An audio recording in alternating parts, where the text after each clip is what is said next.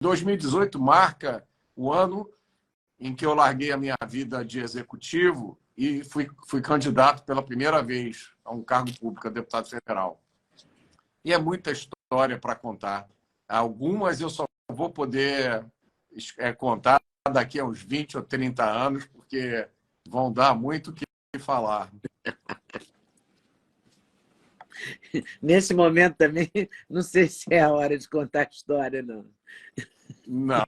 Dependendo da história, talvez seja melhor guardar realmente para um outro momento. Mas eu acho que eu escrevi um outro livro, né, Os Inocentes do Leblon, onde eu conto a história da minha participação na criação do Partido Novo, com o João Amoedo, que era meu amigo. E esse livro foi um exercício muito interessante para mim, Leda, porque chega o momento em que você tem que decidir o que você vai contar e o que você não vai contar. Então, tem uma determinada situação que você viveu e você pensa, esses elementos eu não vou acrescentar nesse relato, porque eles não vão acrescentar muita coisa, né, para o leitor, e eles vão provavelmente prejudicar a imagem dessa pessoa que participou comigo nessa cena, né? Então, a arte de escrever sobre coisas que aconteceram, né?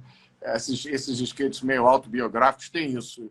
Eles são um exercício de autocontenção, é uma coisa meio ascética, né? De você... porque também você contracenou com pessoas, né? Então você tem que fazer escolhas, né? Ao revelar.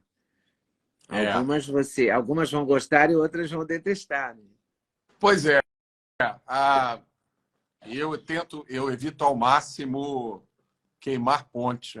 Foi uma lição que eu aprendi, talvez um pouco tarde na minha vida, mas eu aprendi da maneira mais dura possível que você precisa escolher as suas batalhas e quanto menos adversários você tiver, melhor. É um pensamento completamente oposto ao que eu tinha quando eu tinha 30 anos. Eu achava que eu era o dono da verdade. Ainda bem que eu não estava na política, né? Eu estava no corporativo. Mas eu achava que era o dono da verdade. Eu comprava tudo que era briga que aparecia na minha frente. Hoje eu estou no polo oposto. Se eu puder dizer alguma coisa sem agredir ninguém, sem ofender ninguém, vai ser sempre a minha escolha. E eu sempre tenho a esperança de que pessoas com quem eu tive um rompimento, de que isso seja remendado. Eu mantenho essa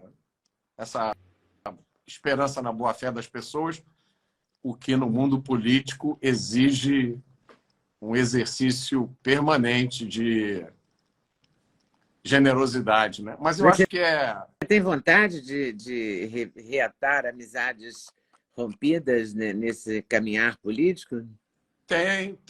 Eu acho que são poucos os casos em que eu constatei que existia uma intenção de maldade ou mau caratismo tão grande do outro lado que é insuperável. São poucos, muito poucos. Eu digo para você. Eu acho que a política te oferece uma infinidade de oportunidades para mal entendidos. Isso eu aprendi quando eu fui durante 17 dias secretário de Segurança do Rio de Janeiro, né? Foi o secretário mais curto da história do Rio de Janeiro.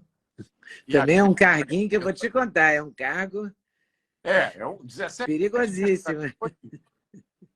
Bastou. Mas aí eu aprendi o seguinte, Leda. Quando você é secretário, você tem um gabinete, aí você chega para trabalhar e já tem 20 pessoas esperando na sua sala de estar para falar com você. Aí você precisa de uma pessoa especializada em te dizer quem daquelas pessoas você tem que atender primeiro. Porque você não atende quem chegou primeiro. Ali tem uma hierarquia. Né? Ali pode ter um outro secretário, pode ter um outro político importante, pode ter uma pessoa que tem um problema urgente que amanhã vai sair no jornal.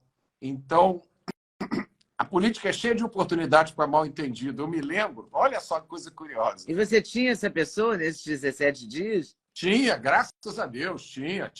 Eu tenho duas pessoas que me acompanham nessa trajetória. Um também se chama Roberto, que até hoje me ajuda, o Roberto Ventrilha, e o outro era o Hélio Figueiredo, um cara sensacional, que conhece do mundo da política, né? Mas só para você ver como é que são as coisas. Na cerimônia de criação do Partido Novo, isso foi em 2009 ou 2010 ou 2011, por aí. A gente tinha que fazer uma cerimônia e tinha um livro que as pessoas presentes tinham que assinar, uma espécie de ata. E aquilo ali, eu nem me tocava com aquilo ali. Aquilo ali para mim era um ritual burocrático que não ia dar em nada. Né? E me chamaram para assinar, eu assinei. A minha esposa estava comigo, assinou, vários amigos assinaram. 2 dias depois, me ligou um amigo chamado Fernando Mouzinho. Sujeito sensacional, uma das grandes amizades que eu fiz na política. E ele falou assim, Roberto, teve uma coisa lá aquele dia que eu não achei legal. Eu falei, o que foi, Fernando? Olha, você devia ter sido o segundo ou o primeiro a assinar aquele livro, porque o partido foi fundado por você e pelo João. E você assinou na posição 24 ou 25. Aí tem um sinal de alguma coisa errada. Para você ver. Né? E o Fernando estava certo.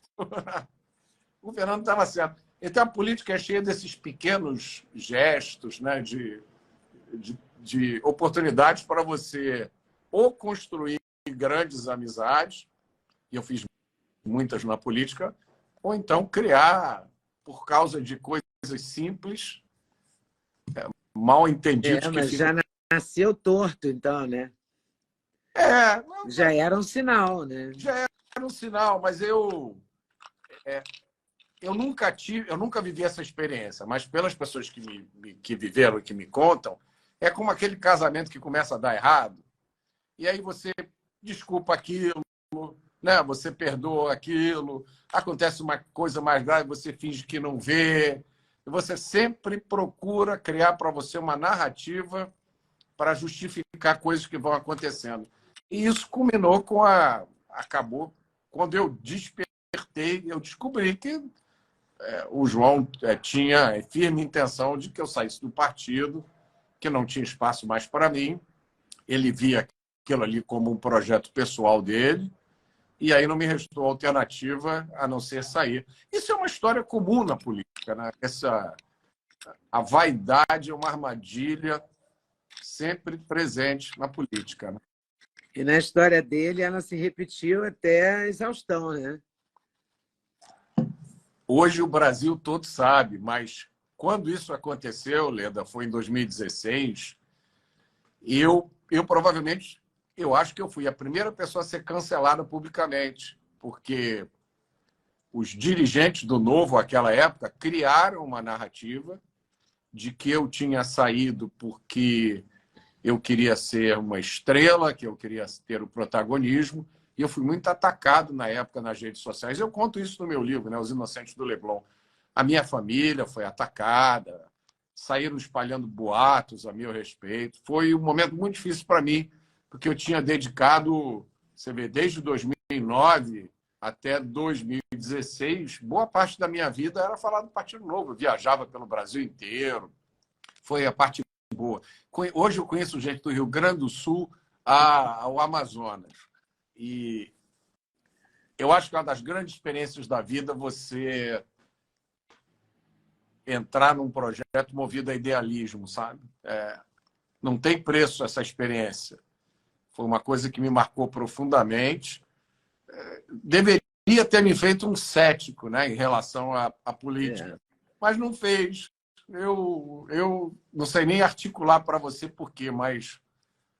E é uma coisa que acontece hoje, sabe, Leda? Eu encontro tanta gente legal na rua que vem falar comigo do nada, pessoas de todas as origens, e as pessoas vêm, Leda, com uma articulação, uma informação inacreditável, que se a gente fosse 15, 20 anos, né, atrás, as pessoas queriam falar de futebol, né, de carnaval, do tempo, e há um pouco mais de um mês atrás eu fui parado, eu estava em Copacabana com a minha mulher na praia, e veio um vendedor de churrasquinho, de espetinho, e eu não queria. Falei, não, muito obrigado, a gente não quer. Ele olhou para mim, você é o Roberto Mota? Falei, sou. Aí ele começou a conversar comigo e ele queria falar sobre o arcabouço fiscal. Ele falou, olha, esse arcabouço fiscal é uma loucura. A gente vai acabar pagando mais imposto. Agora você imagina um senhor que vende churrasquinho na praia de Copacabana, ele está informado sobre o arcabouço fiscal, né? Oi, pessoal, tudo bem? Passei aqui para avisar que o meu sexteto de suplementos, os queridinhos da Leda, já tem um link especial. Então você compra direto, numa tacada só, o sexteto. Ah, sim, você pode acrescentar colágeno, você pode acrescentar melatonina, tudo depende da sua escolha. Mas dormir bem é o melhor negócio, pode acreditar em mim. Vale conferir com certeza.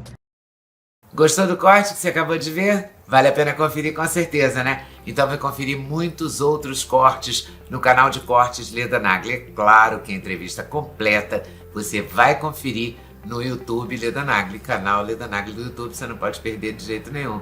Valeu, tô te esperando, hein? Vem nessa!